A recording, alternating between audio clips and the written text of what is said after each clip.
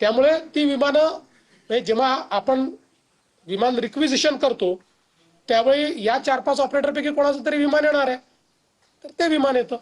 Sir, वरच्या आणि खालच्या सभागृहामध्ये विरोधी पक्ष नेता नाहीये. विरोधक म्हणतात की सरकारने मनाचा मोठेपणा दाखवावा लोकशाही टिकवण्यासाठी. सरकार घाबरते. नाही, फारच घाबरलोय आम्ही. घाबरून अगदी घरीच बसलेलो.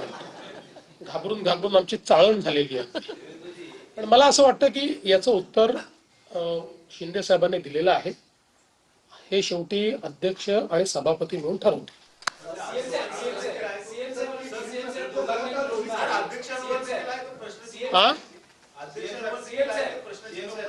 अध्यक्षांवर कुठलाही प्रश्नचिन्ह नाही.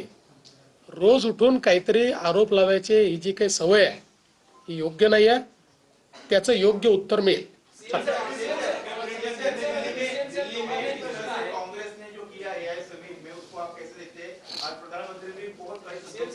देखिए, मुझे ऐसा लगता है कि बीजेपी को विरोध करते करते कांग्रेस देश को विरोध करने लगी है.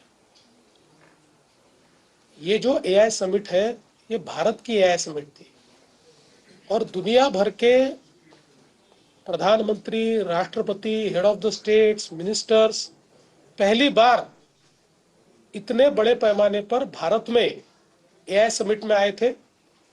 ग्लोबल साउथ की एआई लीडरशिप ये भारत को मिल रही है.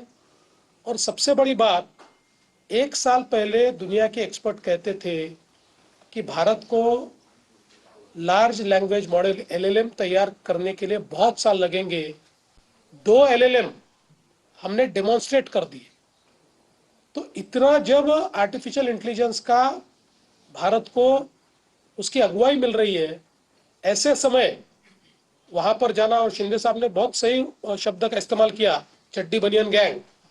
उन्होंने वहां पर जाकर इस प्रकार से भारत का नाम खराब करना, देखिए कहीं ना कहीं मुझे ऐसा लगता है कि मैं हमेशा मानता था कि ह्यूमन इंटेलिजेंस और आर्टिफिशियल इंटेलिजेंस ये 2 अलग चीजें हैं और हमारे एफिशिएंसी को एनहांस करने के लिए आर्टिफिशियल इंटेलिजेंस की आवश्यकता है.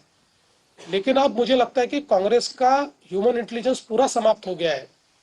उनको सबसे ज्यादा आर्टिफिशियल इंटेलिजेंस की आवश्यकता है ताकि कुछ सोच कांग्रेस पार्टी को मिले और वो भारत बीजेपी को जरूर विरोध करे, एनडीए को विरोध करे, लेकिन भारत को विरोध करने की जो उन्होंने अभी ये नई परिपाटी शुरू की है ये बिल्कुल उन्होंने समाप्त करनी चाहिए. देश के सभी लोगों ने इसकी बहुत निंदा की है.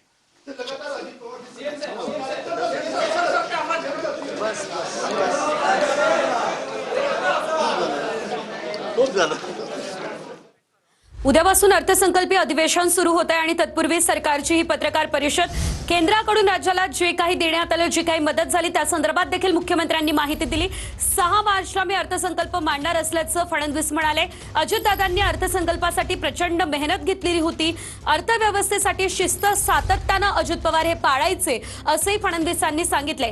एखादी योजना जर शक्य नसेल तर दादा स्वतः आणि स्पष्ट सांगत होते असं सुद्धा देवेंद्र फडणवीस यांनी म्हटलेलं आहे. एकंदरीत 6 मार्चला अर्थसंकल्प आता समोर येणार आहे आणि त्या संदर्भातली संपूर्ण माहिती आज स्वतः मुख्यमंत्री देवेंद्र फडणवीस आणि दोन्ही उपमुख्यमंत्र्यांनी दिलेली आहे. सुनेत्रा पवार या सुद्धा उपमुख्यमंत्री म्हणून आज या पत्रकार परिषदेमध्ये उपस्थित होत्या. त्यांच्यासोबतच एकनाथ शिंदे देखील उपस्थित असल्याचं आपण पाहिलेलं आहे.